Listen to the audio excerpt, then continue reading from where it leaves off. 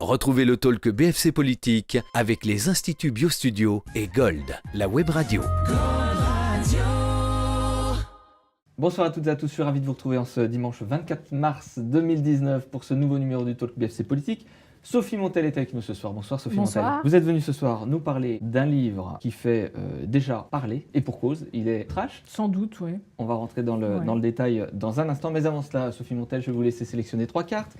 3 questions spéciales que vous allez découvrir pendant ces 10 minutes d'émission. Je vous remets une carte joker au cas où si je veux vous pas répondre. ne souhaiteriez pas répondre. Merci. Vous avez le droit de le sortir et quand vous voulez, c'est parti pour 10 minutes.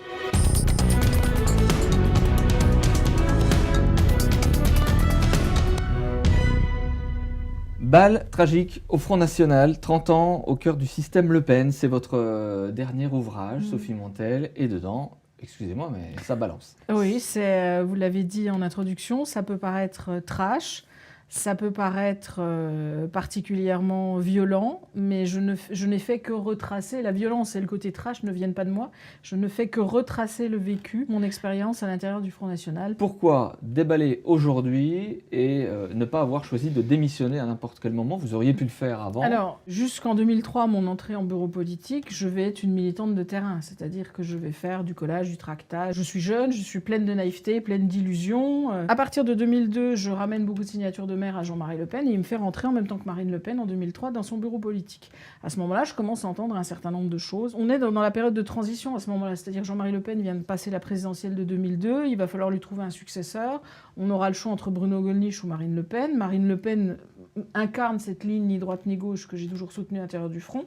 Donc je vais porter mes espoirs en Marine Le Pen en ayant été consciente que Jean-Marie Le Pen, lui, n'était pas là pour accéder aux responsabilités, qu'il était une sorte de lanceur d'alerte, si on veut utiliser cette expression comme on l'utilise aujourd'hui. Et en réalité, je m'aperçois assez rapidement, c'est-à-dire à partir des années 2010, avant même l'élection de Marine Le Pen, qu'elle fait revenir beaucoup d'anciens maigrettistes, des gens qui ne sont pas vraiment dans la ligne de la dédiabolisation et pas vraiment pas sur la ligne du ni droite ni gauche. Sophie Montel, quand à un moment donné, vous êtes positionnée sur une ligne un petit peu moins jusqu'au boutiste, oui. Un peu moins extrême, je ne sais pas comment vous la définiriez. Oui.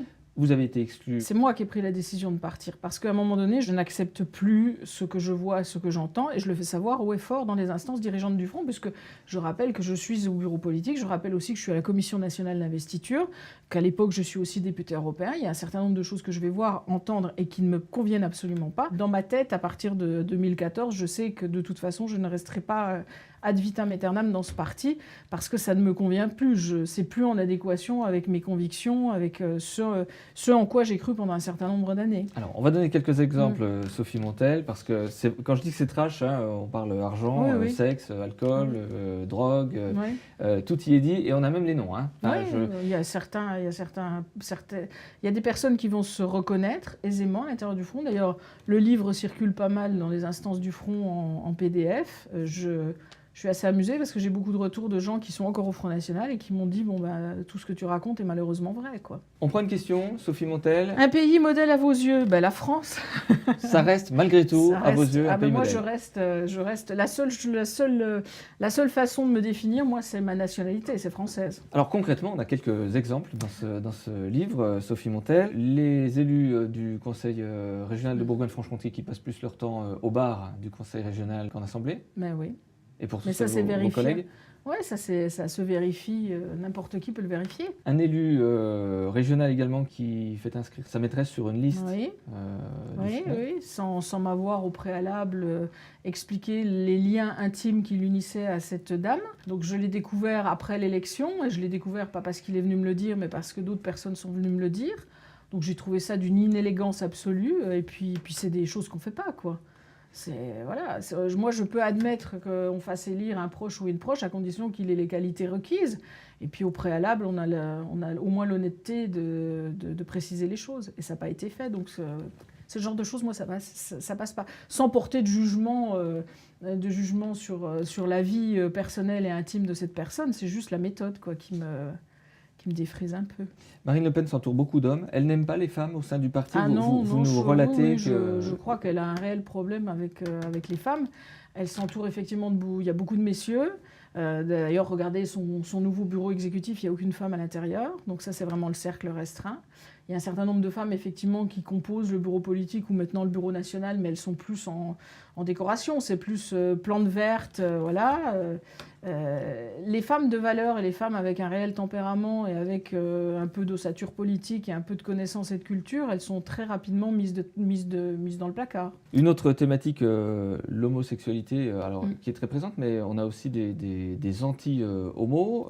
J'ai pas trop compris en fait. En fait, les anecdotes que je raconte, il y a de l'homophobie, c'est-à-dire qu'il y a des gens très clairement qui ont un problème avec les gens qui sont homosexuels. Mais qui travaillent eux-mêmes avec des personnes de cette orientation. Voilà, tout à fait. Puis d'un autre côté, vous avez aussi, de la part de certains homosexuels, une tendance à fonctionner en clan, en communauté, et en exclure de fait les hétérosexuels. C'est un partout la balle au centre, quoi. Mais en tout cas, ça donne une ambiance un peu spéciale et parfois très délétère. Vous nous racontez à un moment donné la réaction un peu surprenante de Marine Le Pen à propos de votre ami Julien Acquart. C'est au moment des élections législatives, donc on prépare les législatives de juin 2017. Je présente donc la candidature de mon ami Julien sur la 2e circonscription du Doubs. Et là, elle se livre devant toute la Commission nationale d'investiture à un sketch de Zaza Napoli. Vous savez, la fameuse scène quand il tartine la biscotte, on lui apprend à tartiner la biscotte dans la cage aux folles. Et elle a cette phrase, lui, il est plutôt du genre biscotte, en se moquant et en faisant hurler de rire tous les membres de la Commission nationale d'investiture. Moi, je peux vous dire que ça ne m'a pas fait rire du tout. J'ai cru que j'hallucinais parce que je me suis dit, président d'un parti qui se dit premier parti de France, où on est censé incarner à minima le respect des Français. Pour le coup, j'étais très fâchée. Personne n'a réagi. Moi, j'ai réagi évidemment immédiatement en lui demandant ce que c'était que ce sketch. Elle m'a répondu en me disant « Je croyais que tu avais plus d'humour. » Non, j'ai pas d'humour concernant mes amis et le fait de vouloir les ridiculiser ou de tenter de les ridiculiser. Julien est un garçon hyper intelligent, c'est un chef d'entreprise. Il n'a pas attendu après le Front National pour vivre, ni après ses mandats. Donc, et en plus, ses mandats, il les exerce de manière très sérieuse et tout. C'est vraiment quelqu'un de très bien et je ne vois pas pourquoi mettre en avant ce genre de sketch. C'est vraiment chercher l'humiliation pour l'humiliation. On flirte parfois aussi avec des thèses historiques très sombres. C'est des gens idéologiquement peu fréquentables. On prend une deuxième question, Sophie Montel. Une qualité indispensable pour faire ce métier. J'aurais peut-être dû faire autre chose que faire de la politique parce que je pense qu'il faut avoir un esprit de cours, ce que je n'ai jamais eu. Il faut aimer s'écraser, ce que je n'aime pas faire. Vous avez eu des réactions de Marine Le Pen qui a dit dans la presse qu'elle ne s'en servirait même pas pour caler un meuble. Je ne sais pas, elle pourra peut-être en acheter quelques exemplaires pour essayer de caler son placard à squelette parce qu'il y a de quoi faire. Voilà, c'est ce genre d'exemple qu'on a tout au long du bouquin. Est-ce qu'éventuellement, pour les téléspectateurs du Talk BFC politique, il y aurait une anecdote qui ne serait pas dans le livre et dont vous auriez envie de nous faire part? Oui, il y a des choses assez marrantes parce que j'ai par exemple un certain nombre d'anciens collègues du Front National qui ne pouvaient pas se voir quand j'étais présidente du groupe et qui se donnaient des jolis surnoms.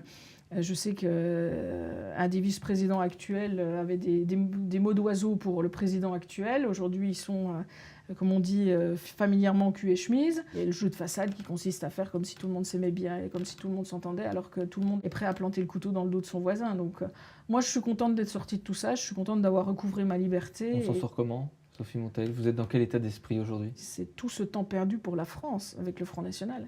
Parce qu'en fait, il bouge complètement ce couloir de course qu'on appelle le souverainisme, il l'obstrue. Et ça empêche l'émergence d'une vraie force avec des gens plus honnêtes, plus sérieux et avec une vraie volonté un jour d'accéder à la responsabilité suprême, à savoir l'élection présidentielle, gagner la présidentielle. Dernière carte, dernière question spéciale, Sophie Montel. Plutôt prévention ou répression? Je crois qu'il faut les deux, évidemment. Quand la prévention ne marche plus, il faut passer à la répression. Sophie Montel, balle tragique au Front National, 30 ans au cœur du système Le Pen. Le livre qui flingue le Front National, on peut le dire comme ça. Oui, enfin, qui flingue les instances dirigeantes, c'est plutôt ça. Les électeurs qui liront ce livre vont se dire, oui, moi, évidemment, j'ai pas vécu ce qu'a vécu Madame Montel, j'avais pas conscience, effectivement, de tout ce qui s'y passait, mais il y avait quand même des choses qui pressentaient, voilà. Sophie Montel, merci d'avoir accepté cette Vincent. invitation. Et quant à nous, on se retrouve dimanche prochain. Nous sommes le 31 mars. Delphine Morandé sera l'invitée du Talk BFC Business. Et puis retour du Talk BFC Politique le dimanche 7 avril. Très belle soirée à toutes et à tous.